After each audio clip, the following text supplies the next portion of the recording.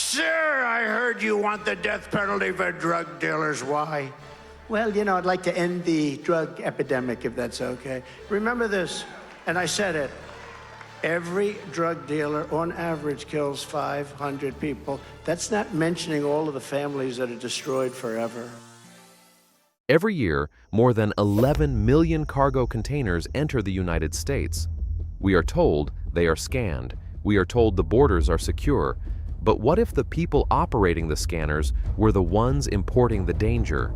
According to federal investigators, a $3 billion cartel pipeline did not bypass the port of Miami. It was escorted right through the front gates. They didn't break the system, they rewrote its code.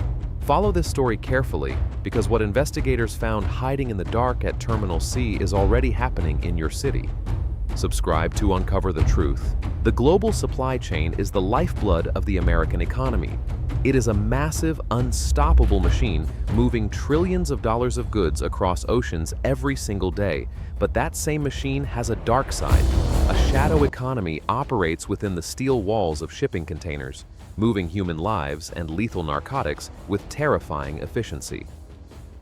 We sleep safely believing that federal oversight, high-tech X-ray scanners, and heavily armed customs officers stand between us and the cartels. But that wasn't the worst part. What happens when the shield itself becomes the weapon? What happens when the gatekeepers are on the cartel's payroll? This is not just a story about a drug bust. This is the declassification of a federal nightmare, a system compromised so deeply that investigators are still trying to calculate the true human cost. At 1:14 a.m., the massive floodlights of the Port of Miami cast long, sharp shadows across TerminalC. The night shift was in full effect. Massive gantry cranes moved quietly, lifting 40-foot steel containers from the decks of international freighters. It was supposed to be a routine Tuesday morning. A container listed on the cargo manifest as containing agricultural relief supplies from Central America was placed onto the automated scanning track. But as it passed through the primary thermal imaging arch, a small anomaly appeared. A red warning light flashed on the monitoring screen. The internal temperature of the container was registering at 82 degrees Fahrenheit. For a shipment of perishable agricultural goods, the internal temperature should have been strictly maintained at 38 degrees. At first, a junior customs officer assumed it was a mechanical failure in the refrigeration unit. He flagged the container for a secondary visual inspection. It felt insignificant at first, just another broken compressor. But when a federal inspection team approached the rusted steel doors, they noticed something deeply disturbing. The security seal, supposedly applied at the origin port in Guatemala, was intact, but the metal locking bar had been modified with custom-machined titanium pins. "Cut it open," ordered the shift supervisor. Sparks rained down as an industrial angle grinder bit into the steel. When the heavy doors finally swung open, the smell of sweat, fear, and chemical preservatives hit the officers immediately. What they found next shocked investigators. Behind a false bulkhead constructed from high-density polyurethane, agents discovered 40 dehydrated and terrified refugees packed shoulder to shoulder in complete darkness. And beneath them, concealed within hollowed-out wooden pallets disguised as humanitarian aid, were 3 tons of vacuum-sealed cocaine. But this was not just a lucky catch. An inspector noticed a micro-detail that changed the entire trajectory of the night. The container's routing sticker showed it had already been electronically cleared for bypass. It was never supposed to be on the scanning track. A crane operator had simply made a logistical error and placed it in the wrong lane. If that mistake hadn't happened, 40 lives and 3 tons of poison would have vanished into the American highway system by dawn. By 4:30 a.m., the Department of Homeland Security and the FBI Cyber Division had locked down TerminalC. Data analysis began. Analysts pulled the electronic manifest for the intercepted container. They needed to know who approved it. The digital footprint led investigators to a cluster of maritime logistics firms, 5 shell companies, including Apex Ocean Logistics and Horizon Freight Group. All of them were registered to anonymous holding corporations in Panama and the Cayman Islands. As forensic accountants dug into the financial architecture, the numbers began to grow at a terrifying rate. This was not a small-time smuggling crew. investigators uncovered more than 200 offshore transactions executed within the last 18 months. The revenue scale was staggering. They were looking at a $3 billion logistics pipeline. Money was moving from cartel accounts in Sinaloa, bouncing through European banks, and returning to Miami disguised as port maintenance contracts, dredging fees, and software consulting retainers. But then, everything changed. When federal analysts mapped the physical movement of the 5 shell companies' containers, they found an impossible pattern. Over the past 2 years, every single container tied to Apex Ocean Logistics had arrived at TerminalC between 1:45 a.m. and 2:15 a.m. on Friday mornings. And every single time, those specific containers bypassed the thermal scanners. How does a $3 billion cartel pipeline become invisible? If you want the truth revealed about how deep this corruption goes, comment "Expose" down below right now. Hit like on this video if you believe this dark system should be dismantled, and subscribe to make sure these stories are never silenced. The FBI realized the cartel wasn't avoiding the security system. They owned it.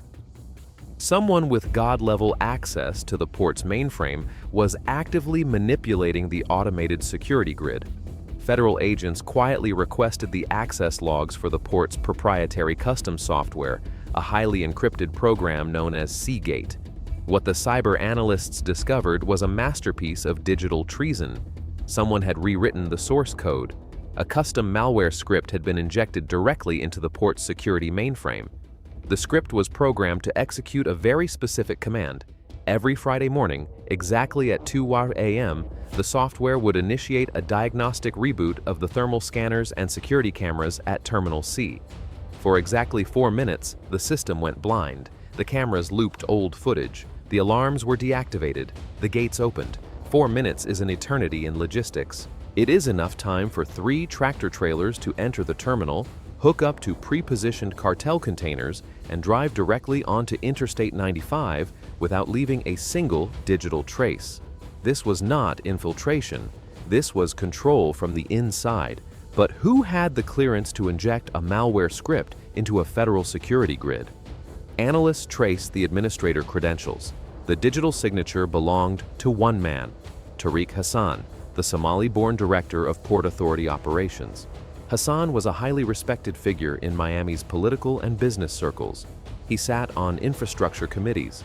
He posed for photos with the governor. He had overseen a $400 million modernization project for the port's security systems. And according to federal investigators, he had designed the very system he was now paid to defeat. On a heavily encrypted server rack hidden in a downtown server farm, the FBI located Hassan's personal financial diary. They called it the Tide Ledger. The files documented $47.3 million in direct payments to Hassan, but Hassan wasn't just enriching himself. The ledger contained the badge numbers of 15 senior customs officers. These men were the ground crew, the enforcers who made sure nobody asked questions during the 4-minute blind spots. They were being paid $50,000 a month just to look at their phones. Hassan had essentially built a ghost port inside the real port. He was the architect of a system that allowed the cartel to move weapons, drugs, and human beings with zero friction. The evidence was undeniable. The threat was imminent. The FBI could not wait. May 12th, 6 a.m. Operation Ghost Tide was initiated. A coordinated multi-location federal raid struck Miami with the force of a hurricane. More than 600 federal agents from the FBI, ICE, and DEA were deployed simultaneously. 18 heavily armed SWAT teams, supported by Black Hawk helicopters, moved on their targets. At TerminalC, tactical units breached the customs control tower. Federal agents armed with M4 carbines stormed the operations floor, commanding everyone to step away from their consoles. The 15 corrupt officers identified in the Tide Ledger were stripped of their badges, disarmed, and placed in federal handcuffs in front of their stunned colleagues. Simultaneously, an armored FBI Bearcat breached the reinforced iron gates of Tariq Hassan's $14 million waterfront estate in Coral Gables. Flashbang grenades shattered the morning silence. SWAT operators flooded the mansion, clearing rooms with surgical precision. Hassan was found in his private office, desperately attempting to incinerate hard drives in a custom-built titanium fireplace. He was slammed to the marble floor and arrested. The seizures from the multi-location operation were historic. Inside a climate-controlled storage unit registered to one of Hassan's shell companies, agents discovered $47.3 million in physical cash neatly stacked inside waterproof Pelican cases. They seized a staggering 8.5 tons of cocaine, 1,200 kilograms of fentanyl powder, and an arsenal of 45 military-grade thermal optic sniper rifles destined for cartel enforcers in Mexico. By 9 a.m., 32 individuals had been arrested, including the 15 customs officers, 8 logistics coordinators, and the director himself. Furthermore, 120 victims of human trafficking were rescued from hidden stash houses across the city, pulled from the darkest edges of the cartel's supply chain.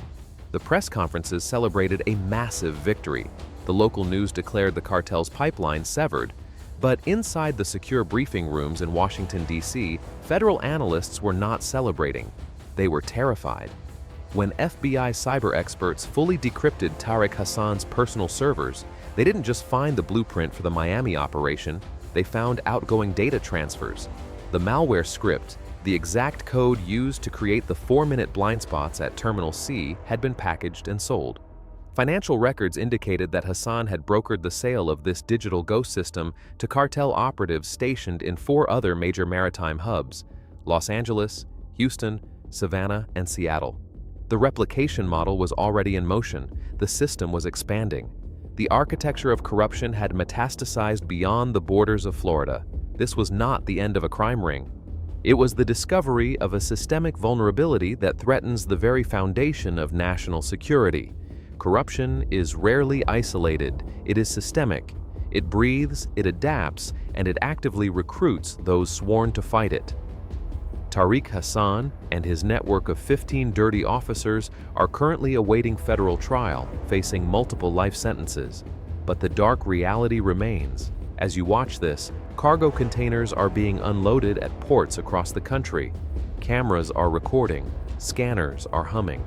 But if a single line of code can blind the biggest port in Florida, leaving thousands of lives at the mercy of cartels, how many other ports are going dark tonight? Was this the end, or just the beginning?